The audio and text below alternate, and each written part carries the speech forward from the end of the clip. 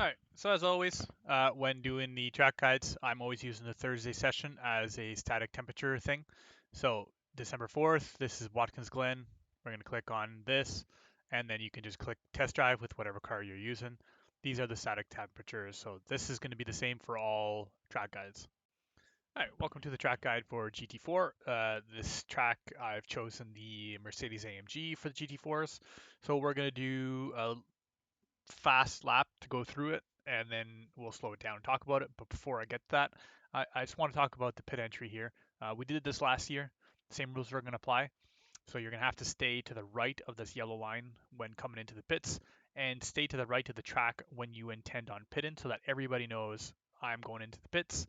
Because obviously, when you are coming towards the pits on a fast lap, you're going to cut down low here.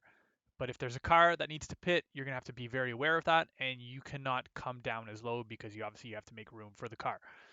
So everybody knows I've done this in the GR86 video. I've done this in the BMW video. All cars are expected to stay under this yellow line during pit entry and show clear intent before getting to this yellow line that they are going to pit. That'll be safe for everybody, and that's just a smart way of doing it because of the way the pit entry is here at Watkins Glen. But onto the track guide. I did a few laps. I'm going to show one crash here because I think it's important. But anyway, I did a few laps, warmed up a little bit, and then I was able to settle a fast lap. I'm pretty sure 55s are going to be doable. Because I did make a couple tenths of a mistake on this lap, but nothing too horrible, so I stuck with this one. But we'll play this lap full speed, and then we will come back to it and talk about it.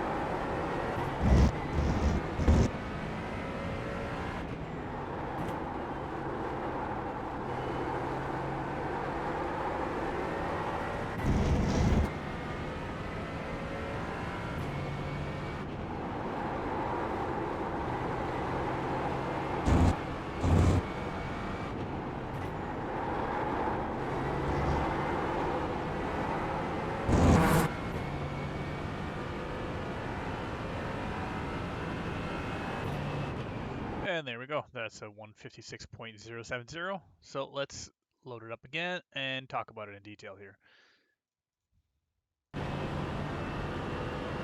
So coming up to the first lap, you are the fastest class. So obviously, if somebody's coming to pass you, they're going to come down the inside. If you are passing GR86 or BMW M2, uh, ideally you'll pass on the inside going into the corner, as long as you have some overlap hidden your brake marker, which is roughly about the 300 board. Keep in mind BMW is a little bit before that, and the GR86 is closer to that 100 board. So the big difference in braking distance. Obviously, GR86s are going slower, but you need to have overlap while you are in your braking zone, so around the 300, for it to be a legitimate pass. As you saw, there was lots of penalties in the first race due to people not having that overlap before they get on the brakes. So just to reiterate, you guys need to have some overlap on the slower class cars to try to make a pass uh, legitimately. So anyway, coming up to this one here, we've got the 300 board here. You're going to watch. Actually, I'm getting on the brakes before the 300 board, so that's what, 350-ish? You can see I'm starting to load up the brakes up around the 400 board. So by the time I get off the throttle on the brakes, that's about 350 meters here. Fairly hard, aggressive on the brakes, widen this track as much as possible. So I've got my left tires over the white line here. Probably what, 85, 80%. Yeah, still ramping it up to 90 maybe. So I went a little bit deep on this one. As you start getting close to this opening in the wall here, maybe about 3 car lengths before that, you're going to start coming into the corner. This one was a very, very late apex because I think I went in a little bit deep. You can see I'm still trail braking. So what you want to do is initial hard brake, and then you want to progressively come off the brakes. So your brake trace kind of looks like a triangle, right? So you go up for the hard on the brakes, and then you just progressively kind of trail off like that. You can see here, this is a very late apex. Let's rewind it a little bit. The rear end starts kind of coming out a little bit with the trail braking, and then I get right on power. So this is pretty much ideally what you want to do here. You want to get your right tires into this groove here, but not over this hump here, because that'll upset the car, and it's not as cambered as in this little gutter here. Ideally, you want to get your apex around this yellow, blue, red area here. So you can see the end is the yellow and the blue. Ideally, is these three here is where your apex is, and that gives you a nice launch to go out. You can go wide on this corner, but you can't go too far over that curve because you will get 1NX. But here you can see I'm already starting to get on the power before I get to this point. My car is already rotating, and I just fall nicely right into this blue, yellow, red curb in here, and off I go. You can see I do have to adjust for power because I potentially, I don't remember if am I getting loose here or if I getting just understeer a little bit. A little bit of understeer. So you can see that in the steering wheel here. So I get on power a little bit too early. I get on power quite a bit, and my steering is staying right there, and I have to get off power, and then all of a sudden my steering clears up. So you can do two things with understeer. You can either get off power, wait for that front end to grip up again, and then continue on, or you can keep in the power and just turn in more, which will ruin your tires, overheat the tires, and ruin them. Uh, Better choice is get off the throttle a little bit, wait for that um, the shift in weights to go back to the front, because when you're getting on throttle, the front end lifts up. But if you get off the throttle, that weight transfers more to the front, allows more grip to the front tires, and then you'll have more grip, and you can continue on and then get back on the power. So on this one, I'm starting to understeer here, so I realize that. I'm like, okay, let's get off of it and then get back on the power. Over the curb, obviously the car gets a little bit loose coming over pretty much all these curbs. They definitely upset the car a little bit. You'll notice that progressively, or not progressively, but you'll notice that I do that quite often. Is if I get on the curbs, I'm not on full power. I just come off the throttle lightly, just so that I can make sure I don't spin out off these curbs, and then I continue on. After the tires warm up, that's less of an issue, but on the first few laps, that's definitely something to keep in mind. Is get off the throttle just a little bit when you're going over these curbs. So you can see here, half my car pretty much over this line. No 1X here yet. If you go a little bit over this, you're going to probably get a 1X. Next thing to talk about, there is the S's are super dangerous here at Watkins Glen. The walls are close. There's not much room for mistakes, and it's very easy to make mistakes. So bump drafting. We did this last year. We're doing this again. It's absolutely prohibited to bump draft anywhere past this curb in here. Obviously, honestly, you should stop bump drafting a little earlier. But this is a clear marker as anything after this curb up until there's a DRS line at the top of the hill. From here to there, you're not allowed to touch the rear bumper of another car. So make sure you ease off the throttle enough to not touch anybody, because there will be penalties for bump drafting up the S's. Having said that, also keep an eye on cold tires. Last Daytona, 2 cars made big mistakes with cold tires. I think it was a Mustang and an Aston. With this type of corner, it gets loose. So I'll show you what not to do, and then, I'll show you this lap first, and then I'll come back and kind of show you afterwards. But there is definitely a lift going on here, especially with cold tires. So coming out nice and wide, you want to turn in pretty late. Watch my throttle here, turning in. This is cold tires specifically. What that lift? Look at these lifts. That just gets me close to this curb. Not a big lift. There's a couple little bumps on the throttle, off the throttle. I want to get close to this curb. You can see my tire marks here. This is, you'll be seeing this shortly after this lap of what holding full throttle does in this corner. Not consistently, because I did a few laps where I was full throttle and it was okay, but there's a high risk chance of whatever this happened, that might happen as well. So staying to the right here with the slight lift going into this corner, especially with cold tires. Then you come to the left. We had a big incident here last year with a car trying to go too wide through this section. So just be very aware, especially cold tires. If you are too wide, one car might drift over a little bit because they're on cold tires and they can't hold their line. So you guys are going to have to give extra space here. This is a super dangerous section for a huge pileup, which we have one competition yellow. So if you get wrecked early, you guys might get that down a lap, and then on the race restart with multi-class, maybe slow cars up front, once that safety car is gone, there's no other chance. So just be super aware on the restart and on the initial start. Stay to the right here. All right, that DRS line that I was talking about with the bump draft prohibited is right here. So before this and after that yellow curb or the multicolored curb, all that section up that we've come through is prohibited to bump draft. Full speed, you're coming to the left here. Here we're looking between the 4 and the 3. GR86s are closer to 3, but they barely touch the brakes. BMWs around the 400 mark. You guys as well. So here's the 400. Watch the brakes. Brakes are coming on. You can be fairly aggressive on the brakes. 80%. You can see my ABS lights starting to show up a little bit. But I didn't find it was too bad with this one. You can cut this corner quite aggressively. So where you're turning in is probably right about just before this thicker white line. You can see I'm already turning in now. Down 4th gear, down to 3rd gear just before. I want to get off the brakes before I get to this curb so that the front end can come up a little bit. You can see I give a little bit of throttle to jump over that curb. And then I'll get off the throttle before this curb here, get back on the throttle as I come up on the board on the curb in. So what I'm doing is I'm basically trying to lift the front end of the car before I get on this curb or on this curb, so that it's got a little bit more ground clearance that you're not bottoming out. So I'm getting off the brakes, getting the front end up, and then giving a little bit of throttle to jump up over the curb so that it's more stable. Little throttle, off the throttle, boom, a little bit of throttle, and then we're good. So bus stop. I typically like to stay as close to the left as possible. It stops my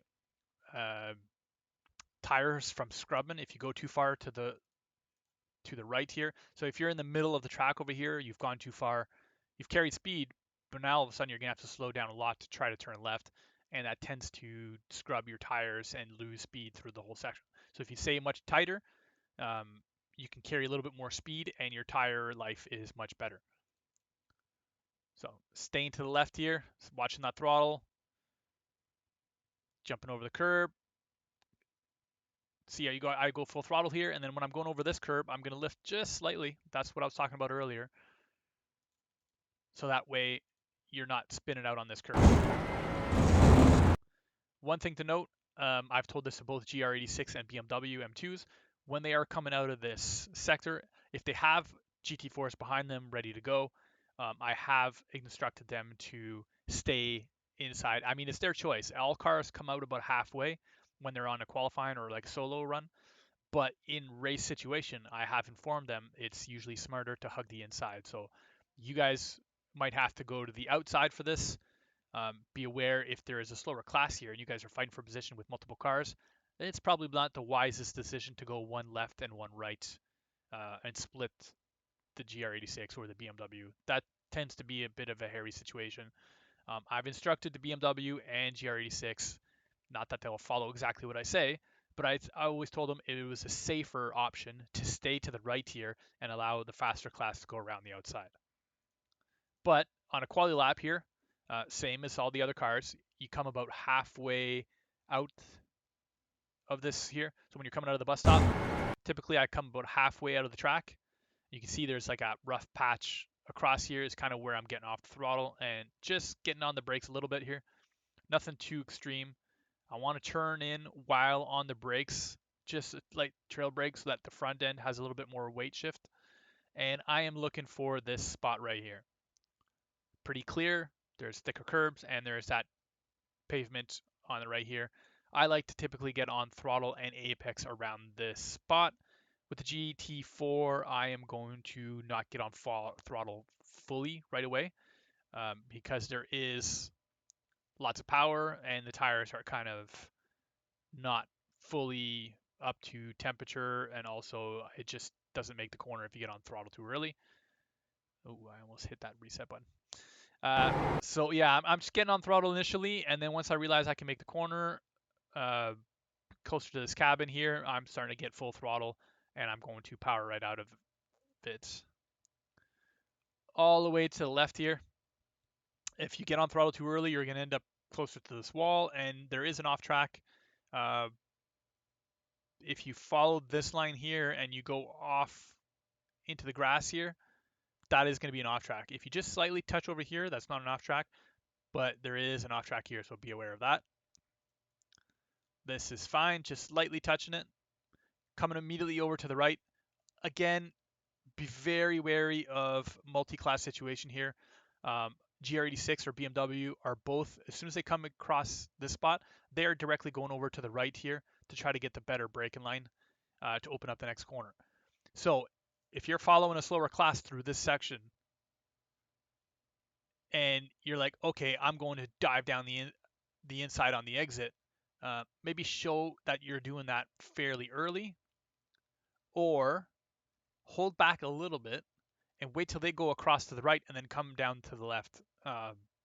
This is a very easy situation to misread. So actually probably the easiest spot to misread a situation on this track, because all these cars are coming out nice and wide left, and then but it's not a very long straightaway, so they're immediately coming to the right to try to get a better braking situation for the left corner coming down the hill here.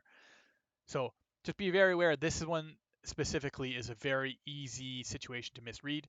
So be very intentional with what you're doing, and definitely it might be better to lose a couple tenths to hang back a little bit from a car in front of you so that you see exactly what they're going to do and then you do the opposite.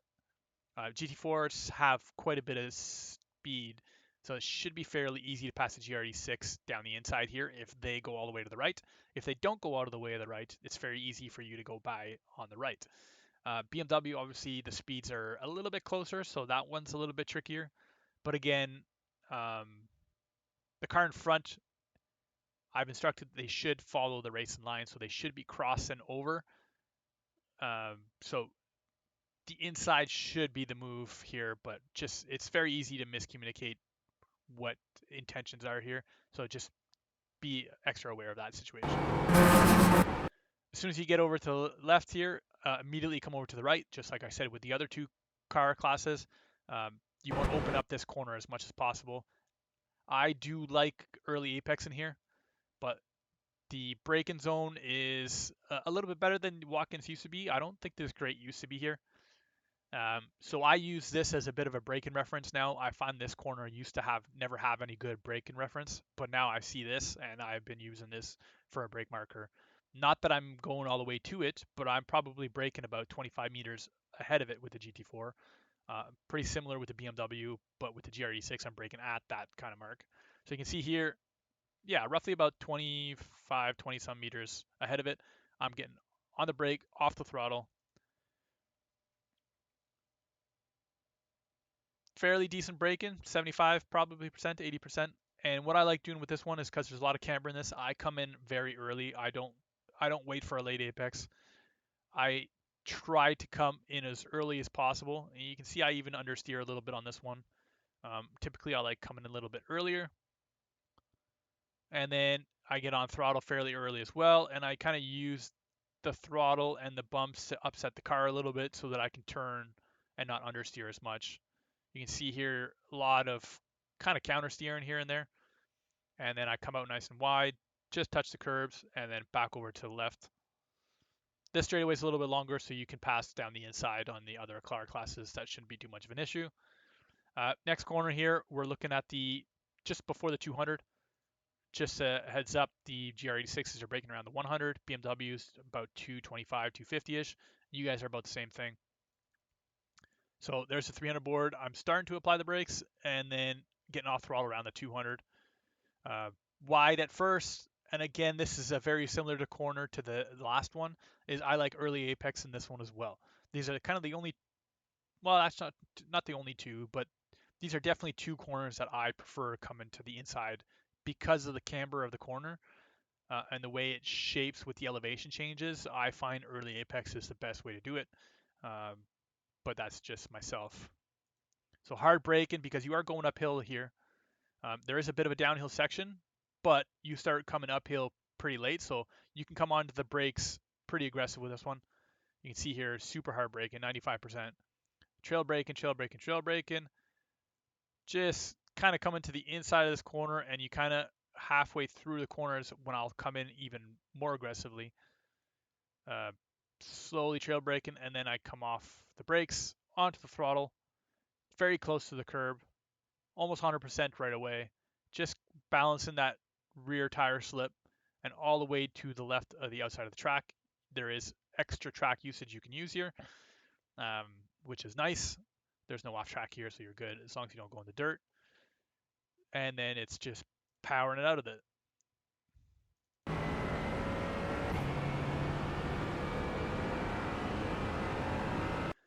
Next next sector here. We're going looking at the 3, then the 2, and the 1. GR86s are closer to that 1. BMWs are closer to like 225-ish. With us, we're same thing about the 225 mark. So staying as wide as possible. Watch the brakes. There's about 225-ish. You're going downhill here, but this is one situation where actually braking quite hard, even on a downhill, is not for some reason, whatever this corner, it actually works quite well. So initially, it's kind of flat. You can get brake fairly hard. And then when it starts going downhill is kind of when you'll see me immediately kind of back off a little bit. So hard on the brakes initially. Now I'm starting to go downhill a little bit, and I'm also going to start trail braking, coming off the brakes. I like an early apex with this one as well. This corner has changed a little bit, not so much on the entry. You can see here, I'm early apexing and also getting on the throttle fairly early. I use that to kind of upset the rear of the car a little bit so that I can spin it out a little bit. The big difference between old Watkins and new Watkins is you cannot use this uh, as much as you used to. Now you kind of just put 2 tires over it and then continue on, whereas before you could put the entire car off and then come back on, no issues. Makes it a little easier to judge the situation here because you used to be able to come really wide and then dart back on. And if there was a car that was on track, it was your job to come on safely. And some cars would just kind of stay to the left to like force this driver to back out of it, and then it would cause a situation. This time it shouldn't be much of an issue because there is a one-off on this situation, but I've instructed this to other cars. There's not much of a straightaway here. The car on track here is always best to kind of merge over to the right as fast as possible. So if there is a car off track, it is their job to rejoin safely. Having said that, if you are a car that's over here and you stay left to force them to move out of the way, if you get wrecked, it's not your fault because it was their job to rejoin safely. But you kind of play a part in that. Like, you're not going to get in trouble for not rejoining, or the other car is going to get in trouble for not rejoining safely. But meanwhile, you've wrecked your own race by just not allowing them to come back on track. So, yes, you didn't cause the incident, but you ended up in an incident by your decisions. So, if I were you and I see there's an off track car here, no matter what class it's in, move over to the right and allow that car to rejoin as safely as possible. It's their job to rejoin safely, so I expect them not to just come on track and go immediately to the right. They should be joining and staying to the left and making sure everybody's safe before to do so. But again, this race is about survivability. So the car currently on track also has the choice of move to the right, give them room, or stay to the left and risk whatever choice you just made. Quality lap, as soon as you're coming over this curb, immediately come over to the right. There's no real good braking marker here for this corner, but you can see the elevation change here. It ramps up. It starts ramping up right about here. This is kind of where I'm braking with this car. You can brake fairly aggressive because you're going uphill, but when you're at the crest of the hill, you basically want to be off the brakes or as little brake as possible, because obviously you'll lose brake and traction uh, when the transition happens. So I like the early apex with this one as well, because I find the transition from going uphill to flat really upsets the car. So if you start brake or turning in too late, often you end up completely missing the corner. So if I turn in nice and early, I try to make the apex and then I just balance it with throttle. So you can see here, the uphill changes right about here. I don't even get that hard on the brakes. So you could probably go a little bit later if you wanted to, but I just like playing it kind of this area of the 65% mark. Um, that way I can kind of keep the car in a nice balanced mode so that when I do get that transition of the uphill to flat, I've got a little bit more control over the car balance. Anyway, so I turn in kind of before the transition really starts to happen. So you can see here I'm still kind of going uphill, and I've already turned in before this transition, because if you do it after, you're just going to understeer and it's not going to be very fun. You'll end up way off track or just nowhere near the apex. You can see here, as soon as I get up that hill, I am going to aggressively get off the brakes. Still trail braking just a little bit to get that front nose in. And then really, really early apex, and especially with the throttle here, you can use that to your advantage to get that rear end loose. You can see my counter steering. I want to get as close to this curb as possible. When that transition is kind of happening, I'm going to start moving out to the right. So you can see here, there's a transition between these two pavements right here, and I'm already starting to move out to the right. You can see I'm barely steering at all, which means I'm counter steering. And I'll come all the way out to the right with two right tires onto the curb, and then we'll continue on. Next sector, there's a 100 and 200 board, GR86, full throttle. They don't brake at all. BMW is very similar to us. They're going to do a slight lift and a tiny little trail brake to get into the corner to put that nose down a little bit and a little bit extra weight on the front tires. So here's the 200 board. Still see I'm full throttle between the two, so about 150-ish. You're going to see I get off the throttle, start turning in, and just a light trail brake, nothing too aggressive. I'm still in fourth gear, you can see here. Still trail braking, trying to get my nose into the corner. Once I know I got my nose into the corner, I'm going to coast a little bit and then get on throttle once I get close to this curb. Just managing the throttle because I don't want to go too wide on the exit here. If you go too wide, there is 1X. Two right tires over the curb, and I immediately want to start looking to the left here. This is another sector where be aware the multi-class all these cars are going to be touching this curb and then immediately going over to the left. So if you do the same thing and you expect to overtake a car on the left, you're going to run into some overlap here issues. Sometimes it's smarter to just back out a little bit depending on which car class you're coming up on, and then just lift in early, get behind them, go through the corner, and get them down the straightaway. Because if you compromise yourself going to the inside, you could potentially lose speed down the next straightaway. And if there's another GT4 behind you who did stay behind the other car and open up the exit, they'll get straight line speed on you and end up passing you down the next straightaway. So it's a bit of a compromise.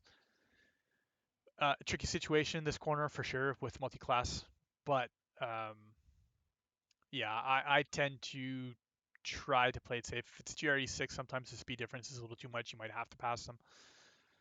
But be aware that they are coming off this corner, going straight over to the left, getting on the brakes, and then going into this corner here. GRD6, they barely even touch the brakes. As soon as they come around here, it's a very light touch of the brakes, and they immediately go out. So they're quite quick through the corner, but getting to the corner is obviously where they're slower.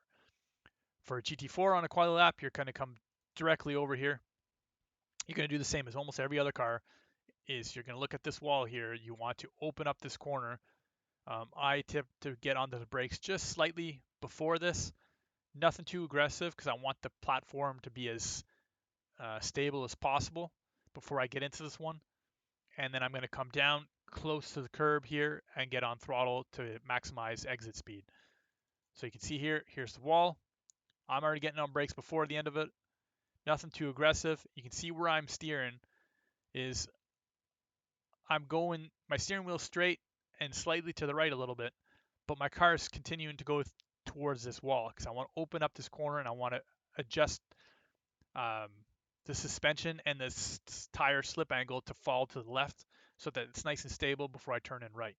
So you can see here all the way to the left. Now I'm starting to turn in, still trail braking. Once I get close to it, a little bit of lift and coast, or not lift and coast, but like a little bit of just off everything. Allow this platform to stabilize and then back on throttle, just touching this inside curb and as aggressive as possible on the throttle so that you can get as close to this wall as possible. All the way over to the left here, just missing this wall, but getting as close as possible and then down straight away. So that's the 156.070. Let's tell you or show you exactly what not to do or a risk of situation going into the S's. So watch my throttle inputs here. Full throttle.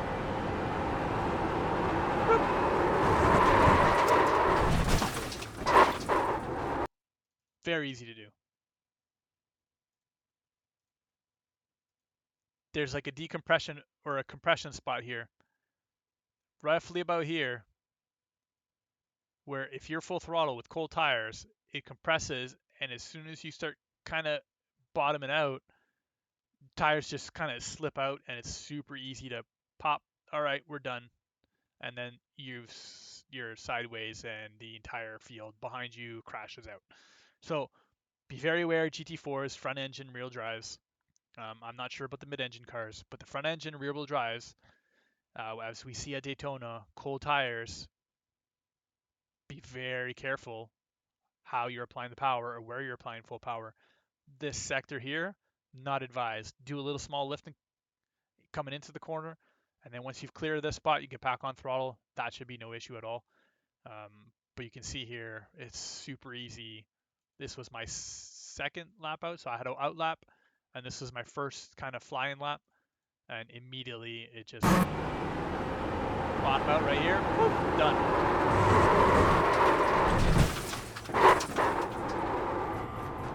And where does the car go? Right back on the racing line.